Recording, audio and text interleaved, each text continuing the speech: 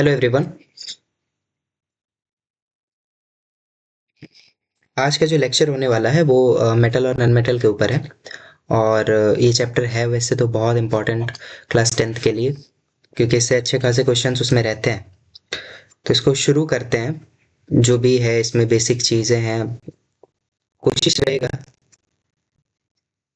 कि कितना तक हो पाए। बाकी देखते हैं कितना कवर हम कर पाते हैं इसमें। शुरू करते हैं।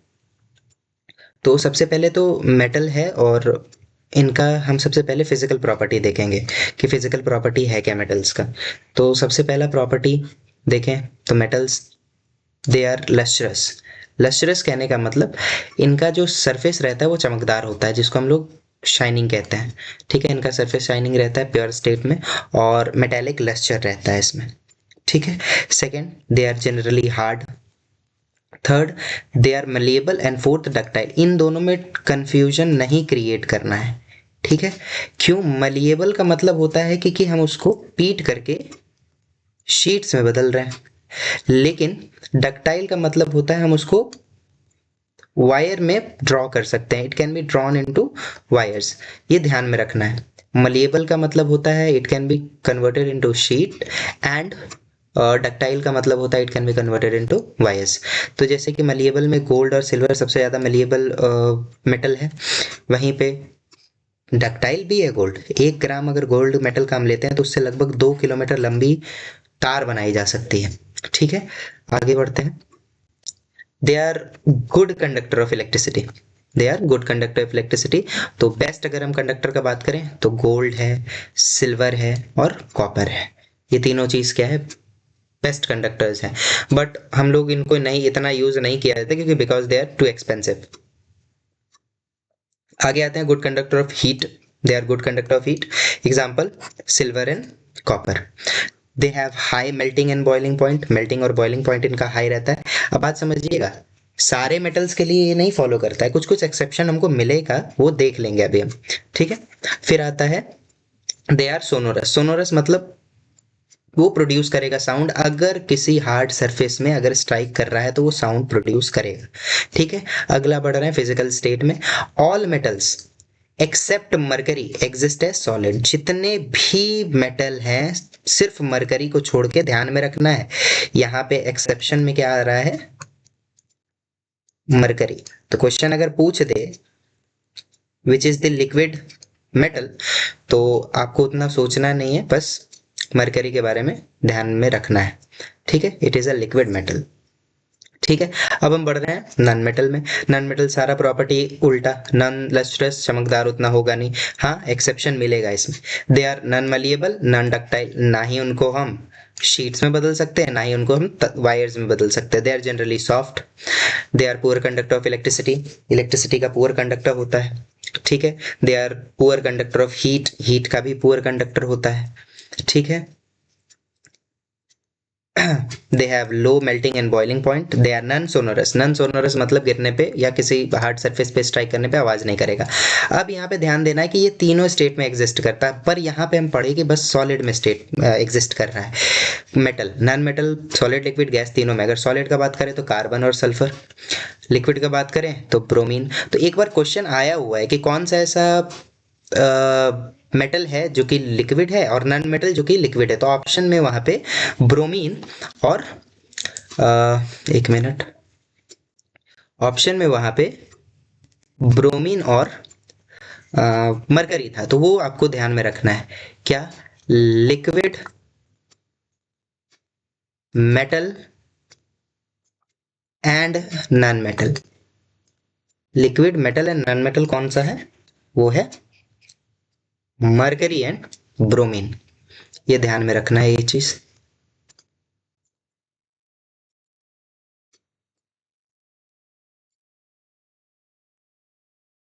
ठीक है, आगे बढ़ते हैं।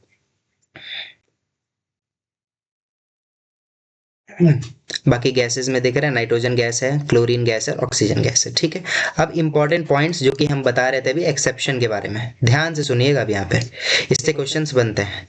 एल्कली मेटल्स, जितने भी एल्कली मेटल्स है, लिथियम, सोडियम पोटेशियम, ये सॉफ्ट होता है। पर अभी हम मेटल के बारे में पढ़ के आए थे, ये मेटल का ही एक्सेप्शन है। अभी मेटल के बारे में पढ़ के आए कि दे आर जनरली हार्ड, हाँ तो हार्ड है, लेकिन यहाँ पे एक्सेप्शन है। ये सब इतना सॉफ्ट है ये कि they can be cut with a knife. Also यहाँ जो ये गैलियम और सीजियम लिखा हुआ है ना, ये इनका इतना मेल्टिंग पॉइंट कम होता है, इतना लो मेल्टिंग पॉइंट होता है कि अगर हम हाथ में रखें अगर इसको, तो वो वहाँ पे मेल्ट हो जाएगा, इतना लो मेल्टिंग पॉइंट है। अच्छा लिखा हुआ है सेकंड पॉइंट में, gallium and caesium are very soft, ये भी बहुत सॉफ्ट है, and they have very low melting point, they melt if you keep them in your palm, on your palm. ठीक है, आगे बढ़ते हैं। थर्ड क्या है, mercury is a poor conductor of heat. Mercury जो है पुअर कंडक्टर है हीट का। पर हम पढ़े क्या पढ़े कि जितने भी मेटल्स हैं they are generally good conductor of heat, but mercury it is a metal which is a poor conductor of heat and also it exists as a liquid। आगे बढ़ते हैं फोर्थ पॉइंट में, लिक्विड लेड के बारे में। तो lead poor conductor है किसका, इलेक्ट्रिसिटी का, ध्यान में रखना है ये बात। ठीक है, आगे अब नॉन मेटल्स का एक्सेप्शन देख लेते हैं। आयोडीन, आयोडीन और ग्रेफाइट दे आर लस्ट्रस। पर जितना भी नॉन मेटल हम पढ़े उधर प्रॉपर्टीज में they are non lustrous, but iodine and graphite is lustrous, are lustrous. ठीक है, आगे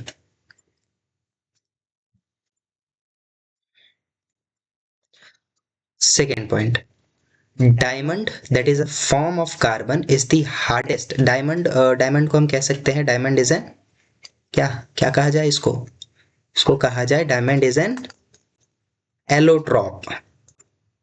अब एलोट्रॉप क्या है, तो उसको कार्बन एंड इट्स कंपाउंड में उसके बारे में पढ़ा गया है।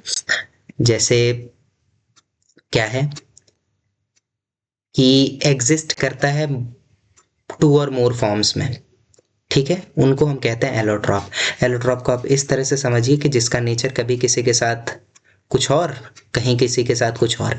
जैसे आप अपना एग्जांपल ले लीजिएगा, आपका घर पे कैसा नेचर है और स्कूल में कैसा नेचर है, दोनों नेचर अगर अलग अलग है तो आप एलोट्रॉप हैं एक तरह से।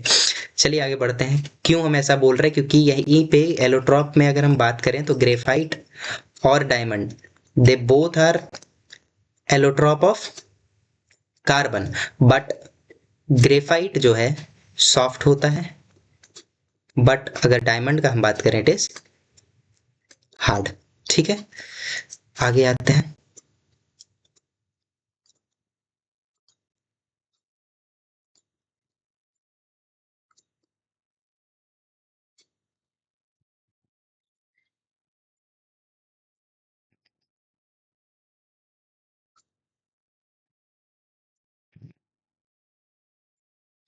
हम्म, कहाँ पे थे, यहाँ पे। तो डायमंड क्या है, हार्डेस्ट नेचुरल सब्सटेंस है और it has high melting and boiling point, जबकि जितने भी नॉन मेटल्स थे उनके low melting and boiling point थे। थर्ड पॉइंट ग्रेफाइट में आते हैं। ग्रेफाइट क्या है, graphite it is a form of carbon and it is lustrous and conduct electricity, but non metals are non lustrous and do not conduct electricity, so it is an exception here. ठीक है, आगे बढ़ते हैं। अगला जो लिखा हुआ है पॉइंट वो है copper and aluminium are used for making cooking utensil. Cooking utensil के लिए इसको यूज किया जाता है। क्यों यूज किया जाता है, because they are good conductor of heat and electricity and they do not melt, मतलब इनका मेल्टिंग पॉइंट भी बहुत हाई होता है। गुड कंडक्टर ऑफ हीट यहाँ पे मात्र लिखिएगा, इलेक्ट्रिसिटी यहाँ पे हटा दीजिएगा। क्यों, क्योंकि यहाँ पे बस कुकिंग यूटेंसिल में इलेक्ट्रिसिटी का क्या काम। वैसे लिख सकते हैं, नहीं इलेक्ट्रिसिटी का रहने दीजिए यहाँ पे। तो क्या करेंगे इसमें, अगर पूछे कि why they are use for making cooking utensil, तो पहला नंबर they are good conductor of heat and second they do not melt, मतलब they have high melting point. ठीक, अगला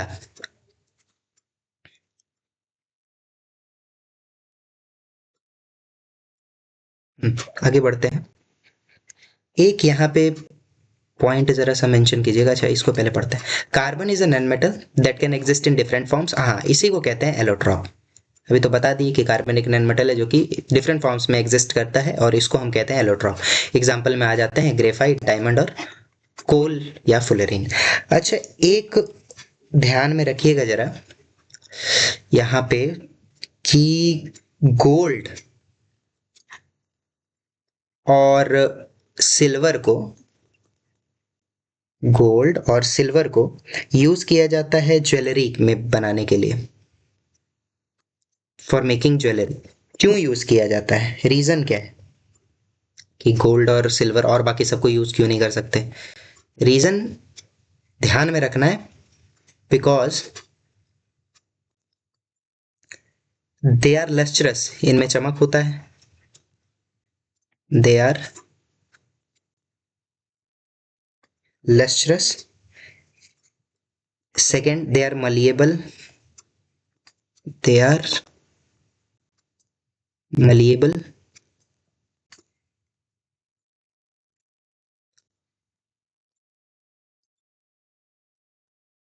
and ductile and most important, they are corrosion resistant.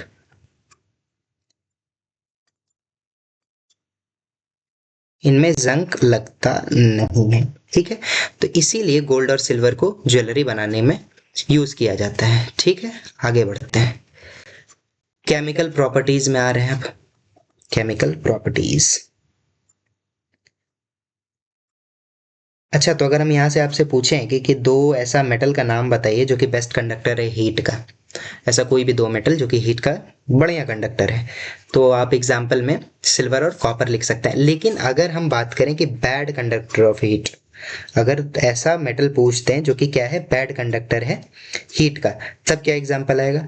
तो उस case में answer आएगा लेड एंड मरकरी, क्योंकि lead mercury दोनों ही bad conductor होता है हीट का और इलेक्ट्रिसिटी का, ठीक है। यहाँ पे अच्छा, यहाँ पे एक चीज को मेंशन कर लीजिएगा क्योंकि हीट का में ना सिर्फ मरकरी ही नहीं, मरकरी और लेड दोनों ही चलेगा, ठीक है। आगे आते हैं, केमिकल प्रॉपर्टीज में आ रहे हैं। केमिकल प्रॉपर्टीज में जितने भी मेटल्स हैं वो ऑक्सीजन के साथ रिएक्ट करके हमेशा मेटल के ऑक्साइड्स ही देंगे, ठीक है। अब ध्यान रखना है कि ये जो मेटल का ऑक्साइड होता है, दे आर जनरली मतलब हमेशा नहीं है, लेकिन ये they are generally basic in nature. ये जो रहता है जनरली कैसा रहता है, बेसिक इन नेचर रहता है, ठीक है बात। तो अब यहाँ पे आ गया पोटेशियम ऑक्सीजन के साथ रिएक्ट करके पोटेशियम ऑक्साइड, सोडियम ऑक्सीजन के साथ रिएक्ट करके सोडियम ऑक्साइड बनाएगा। आगे बढ़ते हैं, ध्यान से इसको देखिएगा। Potassium and sodium they react vigorously with oxygen such that they catch fire, burns in air even if they are kept in the air। अगर उसको एयर में भी रख दें, ऐसे ही खुला में भी रख देंगे, इतना रिएक्टिव होता है ये ऑक्सीजन के साथ कि बाहर में भी ये बर्न कर सकता है। तो इसी के लिए तो रखा कैसे जाता है, they are kept inside kerosene oil. And why they are kept inside kerosene oil? To protect them from burning in the air and prevent accidental fires. ये मोस्ट इंपॉर्टेंट है, जरा ध्यान में रखिएगा इसको, ठीक है। अगला, मेटल ऑक्सीजन के साथ मिल करके सेम चीज वही है, मेटल ऑक्साइड बनाएगा। They are generally basic in nature. Example में यहाँ देखिए, मैग्नीशियम ऑक्सीजन के प्रेजेंस में मैग्नीशियम ऑक्साइड बनाता है, that is white powder. And magnesium ribbon burns with a dazzling white light. पहला चैप्टर में पढ़ा हुआ है केमिकल रिएक्शन एंड इक्वेशन में कि मैग्नीशियम रिबन जो है डेजलिंग व्हाइट लाइट से बर्न करता है। सेकेंड, एल्यूमिनियम ऑक्सीजन के साथ रिएक्ट करके बर्न करके ब्रिलियंट व्हाइट फ्लेम बनाता है एल्यूमिनियम ऑक्साइड का, ठीक। थर्ड पार्ट, कॉपर ऑक्सीजन के साथ मिलकर के कॉपर ऑक्साइड बनाता है। Copper does not burn but it takes longer, it does not burn quickly, it takes longer time, ठीक है। आगे बढ़ते हैं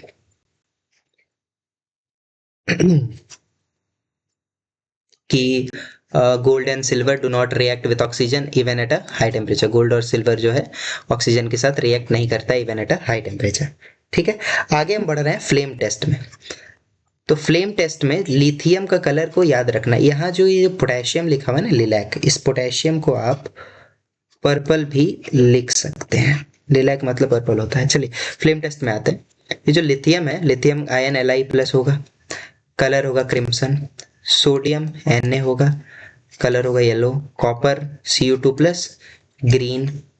पोटेशियम K+, और इसका जो कलर होने वाला वो होगा लिलैक। कैल्शियम Ca2+, और जो कलर होगा वो होगा ऑरेंज रेड। ठीक है, 1 मिनट रुकिएगा जरा। वॉइस ठीक है?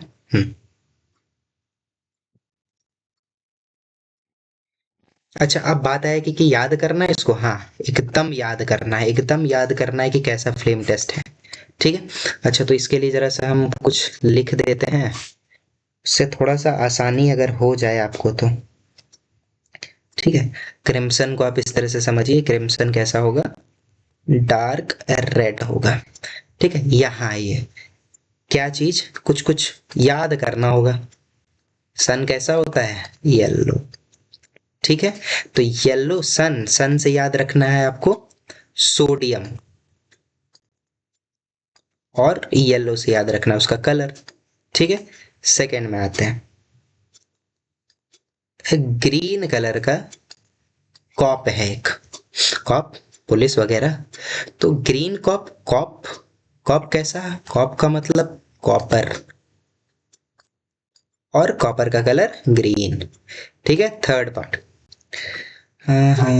ऑरेंज कार, कैसा कार, ऑरेंज कार। तो अब ऑरेंज कार आया तो ऑरेंज से याद रख लीजिएगा, ऑरेंज और रेड ध्यान रख लेना, ऑरेंज रेड। कार से, कार से क्या याद रखना है, कैल्शियम। ठीक है, fourth, red light. Red light किस क्या चीज से समझे अब, रेड लाइट, लाइट से ले लेंगे लिथियम, और लिथियम का कैसा colour, crimson, that is dark red. ठीक है, अगला purple potato, purple potato. Purple तो हो गया कलर, कौन सा कलर, लाइलैक, LILAC। पोटैटो से पोटेशियम, हो जाएगा याद, 1 2 3 4 5, यहाँ पे भी 5 ही था। ठीक है, चलिए आगे बढ़ते हैं जरा हम।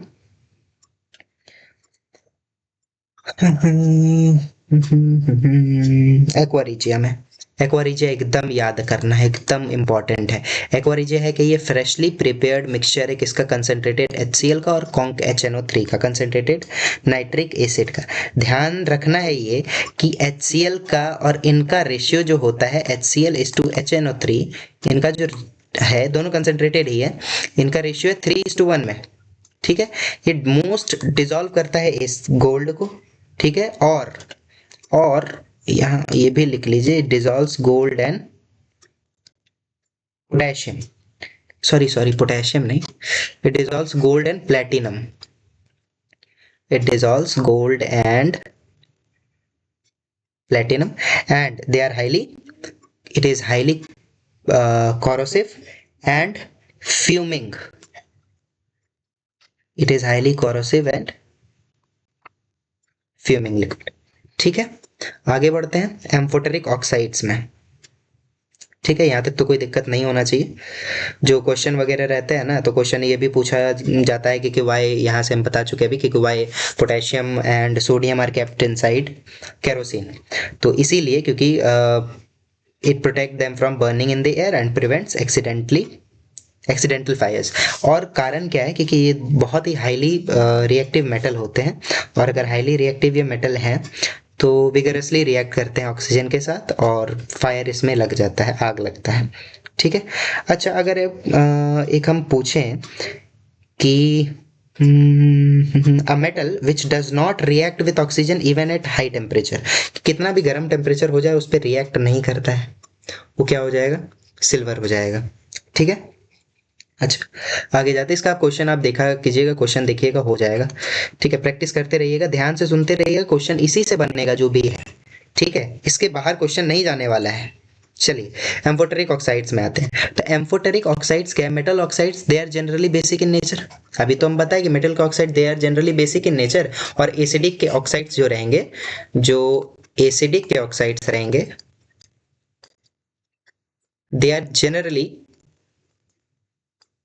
एक minute, acidic oxide, non metal के ऑक्साइड, बट नॉन मेटल के जो ऑक्साइड्स होंगे वो they will be generally acidic in nature, ठीक है। बट यहाँ पर थोड़ा सा कैच है, ध्यान से सुनिएगा। अगर बेसिक इन नेचर है तो रेड लिटमस को तो ब्लू करेगा, that is magnesium oxide, copper oxide, sodium oxide, potassium oxide और फेरिक ऑक्साइड। पर कुछ ऐसा मेटल होता है जैसा कि दोनों प्रॉपर्टी शो करता है, both of acidic and both of basic, इसी को हम कहते हैं amphoteric oxides. So oxides which show both acidic and basic nature, they are known as amphoteric oxide. मतलब अभी याद इसको कैसे रखें? कोई कोई बच्चा ऐसा होता है जो कि मान लीजिए कि कोई टॉपर के साथ अगर बात कर रहा है तो उससे बात करेगा ऐसे कि हाँ हाँ ये हो गया, ये याद कर लिए, यहाँ से तो क्वेश्चन बनने ही वाला है, और ऐसे करके बात करता है कि पूरा एकदम लग रहा हो कि हाँ पढ़ने में ठीक है। और वही अगर सेम बच्चा किसी ऐसे बच्चे से बात कर रहा है जिसको कि पढ़ाई में इंटरेस्ट नहीं है, तो उसके साथ भी वैसा ही बोलता है। अगर वो सामने वाला पूछे भी उससे कि कैसे करके इसको याद करना है, नहीं करना है, तो वो बोलेगा दो ये क्या करना है, इसको छोड़ो ना, इसको हटाओ, क्या कुछ नहीं है। लेकिन हाँ आ रहा है, उसको भी पता है, वो लड़का को भी। तो इसी को कहते हैं एम्फोटेरिक, मतलब देखने के साथ ही अपना नेचर डिसाइड करता है। तो ऑक्साइड्स ऑफ एल्यूमिनियम पढ़ना है और जिंक पढ़ना है, they are amphoteric oxides, oxides of aluminium and zinc. तो बेस, एसिड, बेस में हम ले लेते हैं एल्यूमिनियम ऑक्साइड। अब यहाँ एसिड के साथ मिल रहा है तो बेस की तरह काम करेगा, ठीक। वहीं अगर हम किसी बेस के साथ इसको मिलाएं तो वो एसिड की तरह काम करेगा, बाकी सॉल्ट बनाएगा अपना, ठीक है। ये ध्यान में रखिएगा। आगे आगे बढ़ रहे हैं। मेटल, मेटल वाटर के साथ मिलकर के मेटल हाइड्रोक्साइड बनाएगा या ऑक्साइड बनाएगा, ठीक है। मेटल वाटर के साथ मिलकर के मेटल का ऑक्साइड बनाएगा या हाइड्रोक्साइड बनाएगा, ठीक। अब हाइड्रोक्साइड किसके किसके साथ बनाएगा? हॉट और कोल्ड वाटर के साथ बनाएगा। और ऑक्साइड किसके किसके साथ बनाएगा? स्टीम के साथ। ध्यान रखना, हॉट या कोल्ड वाटर अगर रहेगा, हाँ, तो वो हाइड्रोक्साइड बनाएगा। और ऑक्साइड किसके साथ? स्टीम के साथ। अब मान लीजिए आपको दिया ही नहीं है, सिर्फ H2O दे दिया है, तो तब तो थोड़ा परेशानी हो जाएगा। उस परेशानी को दूर करने के लिए जरा इसको ध्यान में रखिएगा। यहाँ हम कुछ लिख रहे हैं, उसको ध्यान से एकदम देख लीजिएगा। ये मेटल रिएक्टिविटी सीरीज ही हम लिख रहे हैं। ऊपर से नीचे आते आते जो मेटल का रिएक्टिविटी है वो घटना शुरू होता है, सबसे ज्यादा ऊपर होता है, उसके बाद नीचे धीरे धीरे धीरे धीरे घटना तो शुरू होता है, तो है MgAl Zn Fe, बाकी नीचे वाला Pb HCu Hg Ag Au और Pt। अब ध्यान से सुनिएगा, ये जो ऊपर का 3 है, ये जो ऊपर का 3 है, क्या क्या है? सोडियम, पोटेशियम और कैल्शियम। ये कोल्ड वाटर के साथ रिएक्ट करेगा, बस। मतलब अगर कोल्ड वाटर के साथ रिएक्ट कर रहा है इसका मतलब ये हाइड्रोक्साइड देगा, ठीक है ना। आगे ये जो मैग्नीशियम है ये हॉट वाटर के साथ करेगा, मतलब ये भी हाइड्रोक्साइड देगा। तो आप समझ लीजिए कि यहाँ से लेकर के शुरू का 4, ये चारों कौन देगा? क्या देगा? हाइड्रोक्साइड देगा। अब इधर आते हैं एल्यूमिनियम, जिंक और आयरन। ये तीनों स्टीम के साथ रिएक्ट करता है, और अगर स्टीम के साथ रिएक्ट करेगा तो क्या देगा? ऑक्साइड देगा। बाकी ये जो दिख रहा है नीचे, ये ना do not react with water, do not react with water. तो क्या अब ये याद करने में कोई परेशानी होगी? देखते हैं। पोटेशियम आया, सोडियम आया, कलर का ध्यान रखा जाएगा। पोटेशियम आया, सोडियम आया, कैल्शियम आया, मैग्नीशियम आया, एल्यूमिनियम आया, आयरन आया। इधर आते हैं। ये क्या है? पोटेशियम। ये क्या है? सोडियम। ये क्या है? कैल्शियम। ये क्या है? मैग्नीशियम। ये सारा का सारा मिलकर के हाइड्रोक्साइड देता है। सोडियम आ गया, sorry, potassium, sodium, calcium, magnesium. ये सारा का सारा क्या देगा? Hydroxide, hydroxide, hydroxide, hydroxide. Aluminium में आ गया, Fe में आ गया, ऑक्सीजन, सॉरी, वाटर के साथ मिलकर के क्या देगा? ऑक्साइड देगा। खत्म है बात। रिएक्शन ध्यान में रखना है, हाइड्रोजन गैस इवॉल्व होगा ही होगा। ठीक है बात। चलिए, Na जो इसमें बन रहा है, Na और K, ये दोनों मतलब सोडियम और पोटेशियम, ये दोनों कोल्ड वाटर, यहाँ पे K भी लिख लीजिए, sodium and potassium, that is potassium and sodium, they react violently with cold water. Reaction इतना एक्सोथर्मिक होता है कि वो जो H2 निकल रहा होता है ना, hydrogen gas which is evolve, उसमें आग लग जाता है, कैचेस फायर। ठीक है बात। आगे, लेस वायलेंट रिएक्शन जो होते हैं उनमें कोई भी आग नहीं लगती है। मतलब क्या है? कैल्शियम। अगर हम ध्यान से देखें यहाँ पर, तो अभी हम बताए थे कि कैल्शियम भी कोल्ड वाटर के साथ करता है, पर लेस वायलेंट रिएक्शन है ये। ठीक है। अच्छा, कैल्शियम और मैग्नीशियम फ्लोट करता है वाटर पे। कैसे फ्लोट करता है? क्योंकि यहाँ जो बबल्स बन रहे होते हैं ना H2 को, उसके सरफेस में स्टिक कर जाते हैं और उसको क्या करने देते कर देते हैं, उनको फ्लोट करने में मदद करते हैं। ऐसे ऐसे ऐसे ऐसे चिपक जाते हैं। मान लीजिए ये पानी में रखा हुआ था सोडियम नहीं, कैल्शियम या मैग्नीशियम। ठीक है। अगला बढ़ रहे हैं रिएक्शन विथ एसिड्स में। तो मेटल डाइल्यूट एसिड के साथ सॉल्ट और हाइड्रोजन गैस देगा। Salt, aluminium, HCl, zinc, H2SO4, Cu, H2SO4। अच्छा, मेटल रिएक्टिविटी सीरीज में जो भी मेटल, अगर ये जो देख रहे हैं हम, ये सारा का सारा कुछ डिस्प्लेसमेंट रिएक्शन नहीं दिख रहा है, सारा का सारा डिस्प्लेसमेंट रिएक्शन। तो डिस्प्लेसमेंट रिएक्शन होता है क्या है? जिसमें कि एक more reactive metal less reactive metal को डिस्प्लेस करता है। तो जो भी मेटल रिएक्टिविटी सीरीज में ऊपर रहेगा, वही अपने नीचे वाले को डिस्प्लेस कर सकता है, नीचे वाला ऊपर को नहीं कर सकता। तो मैग्नीशियम हाइड्रोजन से ऊपर है, डिस्प्लेस कर दिया, जगह ले लिया, हाइड्रोजन को अलग किया, इसमें भी अलग किया, एल्यूमिनियम हाइड्रोजन को, जिंक हाइड्रोजन को। पर कॉपर और हाइड्रोजन में जब हम देखेंगे तो कोई रिएक्शन होगा नहीं। फ्लो में मार के नहीं आना है वहां पे, तो ये ध्यान में रखना है कि कॉपर और सल्फ्यूरिक एसिड का जब कोई रिएक्शन ही नहीं होगा। क्यों नहीं होगा? क्योंकि कॉपर जो है हाइड्रोजन के नीचे आता है, यहाँ चेक कीजिए, हाइड्रोजन के जस्ट नीचे है कॉपर, तो इसीलिए रिएक्ट नहीं करेगा। ठीक है बात, समझ में आ गया? कोई दिक्कत यहाँ पे? आगे बढ़ते हैं, आगे बढ़ते हैं। अगला क्या है? More reactive metal. More reactive metal जो है मोर हीट इवॉल्व करेगा और ज्यादा rate of formation of hydrogen gas भी होने वाला है। ये जो है बहुत इंपॉर्टेंट पार्ट है, इसको एकदम पढ़ लीजिएगा अच्छे से, यहां से क्वेश्चन बनता है। क्या बनता है अब हम बता रहे हैं, ये मोस्ट इंपॉर्टेंट ही नहीं। ठीक है। स्पेशल केस है नाइट्रिक एसिड का, कि नाइट्रिक एसिड का कुछ स्पेशल केस है। Nitric acid that is HNO3। ठीक है। मेटल और डाइल्यूट एसिड सॉल्ट और हाइड्रोजन देता है। ठीक है बात, इतना अभी पढ़े ऊपर। तो H2 gas not evolve when a metal react with dilute HNO3। जब डाइल्यूट HNO3 के साथ मिलाता है तो नहीं इवॉल्व होता हाइड्रोजन। पर यहाँ कहा गया था कि जब भी मेटल को हाइड्रोजन डाइल्यूट एसिड के साथ मिलाएंगे तो सॉल्ट और हाइड्रोजन निकलेगा, पर यहाँ नहीं निकल रहा है। रीजन क्या है? नाइट्रिक एसिड के साथ क्यों नहीं? क्योंकि HNO3 is a strong oxidising agent. तो यही क्वेश्चन पूछता है, when a metal is, when a metal reacts with dilute HNO3, why H2 gas is not evolved?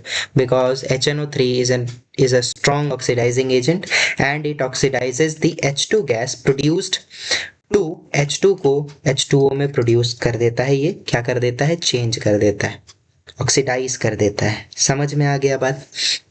और अपने आप खुद वो रिड्यूस हो जाता है, किसमें? नाइट्रिक ऑक्साइड्स वगैरह में। किसमें? नाइट्रोजन के ऑक्साइड्स में चेंज हो जाता है किसमें, नाइट्रोजन के ऑक्साइड्स में। ठीक है। अच्छा तो बोलेगा बताइए ऐसा दो मेटल जो कि वेरी डाइल्यूट नाइट्रिक एसिड के साथ रिएक्ट करता है। तो नाम याद रखना है, मैग्नीशियम एंड मैंगानीज। क्या क्या नाम है, नाम है यहां लिखते हैं, magnesium and manganese. Magnesium Mg होता है और मैंगानीज Mn होता है। ये ध्यान में रखना है, ये HNO3 के साथ, फिर से बोल रहे हैं एकदम ध्यान रखिएगा नाइट्रिक एसिड का। ठीक है, चलिए आगे डिस्प्लेसमेंट रिएक्शन में अब आते हैं। तो डिस्प्लेसमेंट रिएक्शन तो पता है, अभी तो बता रहे थे ऊपर कि ये मोर रिएक्टिव, ये लेस रिएक्टिव को हटा करके इसके जगह पे ले लेगा। पर ये ध्यान में रखना है कि रिएक्टिविटी सीरीज कैसा है। ठीक है, Fe है इससे ज्यादा, हाँ है, तो इसको डिस्प्लेस करके ये बनाएगा। अच्छा ये वाला जो रिएक्शन है ना, इसको इस तरह से समझिएगा, जैसे कि अगर मान लीजिए कॉपर सल्फेट रखा हुआ ब्लू कलर का है, उसमें एक आयरन नील डाल दी है जो कि आयरन Fe है, तो वो जो ब्लू कलर है वो ग्रीन बन जाएगा। ठीक है, और ये जो आयरन था ना, इसका कलर हो जाएगा brown due to the copper present there. आगे जिंक और कॉपर सल्फेट मिलकर के कलरलेस बनाता है जिंक सल्फेट और Cu। ठीक है बात, आगे बढ़ते हैं। एक और लिख लीजिएगा यहाँ पे एक लिख लीजिएगा, क्या, Zn जब FeSO4 के साथ रिएक्ट करता है तो ऊपर है ना, जिंक ऊपर होता है तो ZnSO4 और साथ में Fe बनाएगा। यहाँ पे जो फेरस सल्फेट है कैसा रहता है, फेरस सल्फेट तो ग्रीन कलर का। ठीक, ये फेरस सल्फेट कैसा होता है, ग्रीन कलर का होता है। तो ये चेंज हो जाएगा किसमें, कलरलेस में हो जाएगा। एक मिनट, कलरलेस हो जाएगा। और ये कैसा आयरन, कैसा आयरन, नया आयरन कैसा रहता है, ग्रे रहता है। ठीक है, यहाँ पे कॉपर इसके साथ क्यों नहीं करेगा रिएक्ट, रीजन यहाँ चेक कीजिए। तो Fe यहाँ है, Cu यहाँ है, तो Cu Fe को कहाँ से डिस्प्लेस कर पाएगा, नहीं कर पाएगा, तो इसलिए नो रिएक्शन। ध्यान में रखना है इसको। आगे, और इसीलिए ऐसे रिएक्शन को, इस रिएक्शन के बदौलत हम बस आइडेंटिफाई कर सकते हैं कि कौन सा ज्यादा रिएक्टिव मेटल है। ठीक है बात, तो आज बस यहीं पे रुकते हैं। ठीक है, अगले क्लास में इसको हम पूरा कर लेंगे कवर, अभी है 2 पेज है, तो कल और करते हैं इसको, अच्छे से कर लेंगे। अच्छा कुछ क्वेश्चन इसका देख लेते हैं, कुछ क्वेश्चन देखते हैं जरा, क्वेश्चन का बारी अगर आए तो कुछ क्वेश्चन हो जाए। अभी तक जो देखे हैं उससे कुछ क्वेश्चन तो हो जाना चाहिए। एक मिनट,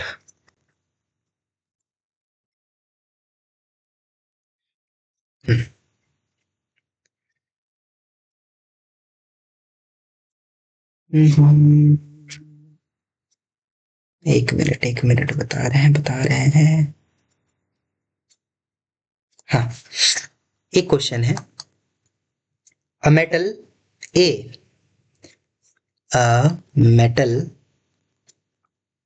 अच्छा हम क्वेश्चन पूरा नहीं लिखते, क्वेश्चन को बस हम समझा रहे हैं, उसको समझिएगा, पूरा लंबा लिखना पड़ जाएगा फिर तो। एक मेटल है, मेटल ए, ठीक है, ये जो मेटल है, ये जो मेटल है, ये रिएक्ट कर रहा है violently with cold water. It reacts violently with cold water. ठीक है, और जो गैस इवॉल्व होता है, and the gas evolve catches fire. बताना है इस मेटल का नाम। ठीक है, और इसी में क्वेश्चन है अनदर मेटल, एक मेटल है बी, जो कि जब डिप करते हैं वाटर में, जब हम इसको डिप्ड इन वाटर, तो इट स्टार्ट्स क्या, फ्लोटिंग। ठीक है, अब दोनों मेटल का नाम बताना है। पहला, आग लग रहा है, 2 जगह देखे थे, सोडियम में और किस में देखे, सोडियम और पोटेशियम में देखे। ठीक है, अच्छा फ्लोट करने वाला कहाँ पे देखे, फ्लोट करने वाला क्यों, किधर देखे थे, देखे थे कैल्शियम में। ठीक है, कलर का पूरा ध्यान रखा जाएगा। सेकंड नंबर, एक मेटल है सी जो कि do not react with cold और hot water but react with steam. चलिए, एक मेटल है सी, मेटल सी जो कि रिएक्ट कर रहा है मतलब हॉट या कोल्ड वाटर के साथ, कोई रिएक्शन करता नहीं है बट इट रिएक्ट्स विथ किसके साथ, स्टीम के साथ। तो ये कौन सा है, तो ये है, कलर का ध्यान रखा जाएगा, ध्यान रखा जाएगा। या तो ये Fe होगा, या तो ये एल्यूमिनियम होगा, या तो ये जिंक होगा। अभी तो बता के आ रहे हैं पीछे। ठीक है, अच्छा, एक मेटल है डी, ठीक है, ये पानी के साथ तो रिएक्ट ही नहीं करता, मतलब ये do not react with water. तो कोई भी लिख सकता है, do not react with water अगर आए ना, ये क्या हो गया, do not, do not react with water, नाम बताइए इसका। तो कुछ भी लिख दीजिए, जो भी था वहां पर से कोई सा भी चलेगा।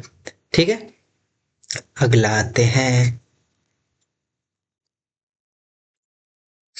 नेक्स्ट, फोर्थ नंबर,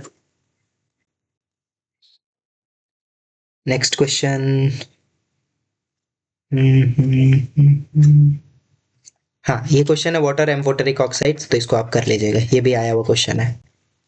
क्यों, क्या होता है एम्फोटेरिक ऑक्साइड्स? ये तो कुछ कुछ वैसा ही है जैसा कि आप हैं, नहीं क्या, एम्फोटेरिक ऑक्साइड्स। क्यों, घर पे कुछ और, स्कूल में कुछ और, टीचर के सामने कुछ और, दोस्तों के सामने कुछ और। अब जरा से इसका कुछ नाम भी लिख लेते हैं। अगर एग्जाम्पल में हम ये नहीं लिखेंगे क्या होता है, बस बता दिए, बस हिंट एक दे दे रहे हैं, वो चीज आप हो। चलिए, Al2O3 और Al2O, अच्छा दोनों एक ही चीज हो। ठीक है, इसको जब हम HCl के साथ मिलाते हैं और इसको जब हम NaOH के साथ मिलाते हैं, यहाँ पे ये एसिड है तो ये बेस की तरह काम करता है, इसका बैलेंस रिएक्शन पूछता है, इसीलिए हम लिख रहे हैं AlCl3 प्लस 3H2, अरे H2O। ठीक है, यहाँ पर बैलेंस करते हैं इसको, इधर आते हैं, तो तो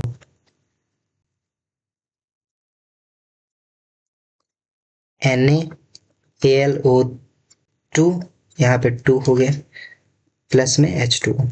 ठीक है, नेक्स्ट, फिफ्थ नंबर, जो भी इससे रिलेटेड क्वेश्चंस है उन्हीं को बस हम बता रहे हैं। अच्छा, ये क्वेश्चन है कि गोल्ड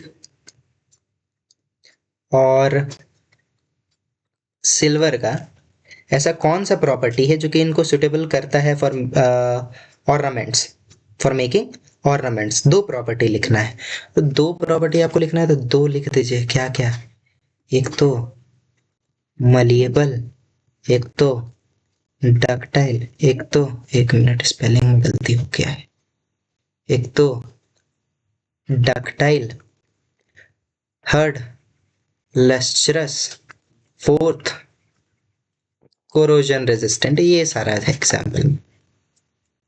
ठीक है, नेक्स्ट में जाते हैं जरा, फिर से वही बात, कलर का पूरा ध्यान रखा जाएगा। अच्छा, ये बता दीजिए, ऐसा दो मेटल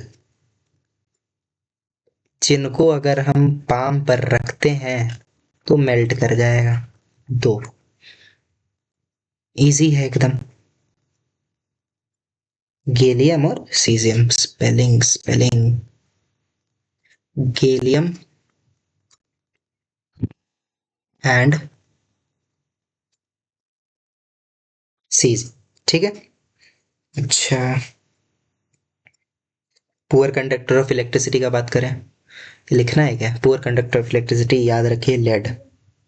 ठीक है, तो बस इतना ही और तो यहाँ तक में कुछ है नहीं। अच्छा, अगर हम एक एक अपने तरफ से दे रहे हैं, एक और एक्वा रिजिया में,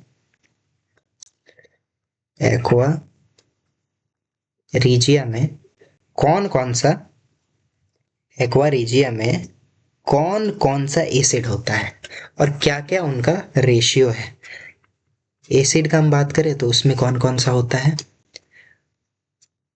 कॉन्क HCl और कॉन्क HNO3, मतलब concentrated hydrochloric acid, concentrated sulphuric acid. Ratio का बात करें तो रेशियो जो होने वाला है वो होने वाला है 3:1। ठीक है।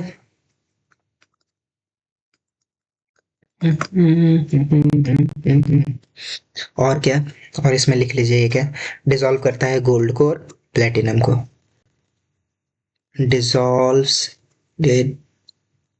dissolves gold and platinum। ठीक है। एक और, highly corrosive and fuming, highly corrosive and fuming, highly corrosive and fuming liquid। ठीक है। अच्छा।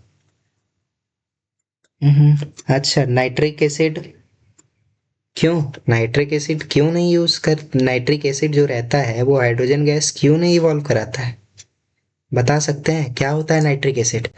तो नाइट्रिक एसिड जो है, नाइट्रिक, अच्छा कलर का ध्यान रखा जाएगा, एक मिनट आखिरी क्वेश्चन।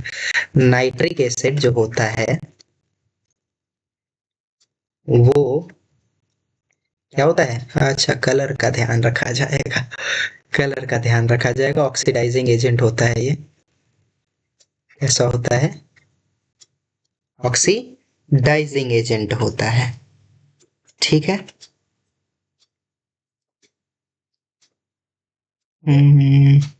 ऑक्सीडाइजिंग एजेंट होता है तो ये ऑक्सीडाइज कर देता है, किसको, किस में कर देता है, H2 गैस को, दैट इज हाइड्रोजन गैस को किस में ऑक्सीडाइज कर देता है, एक minute, it oxidises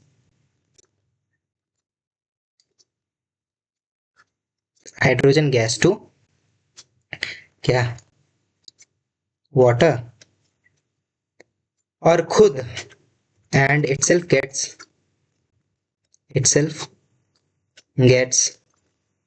oxidized to nitrogen oxides।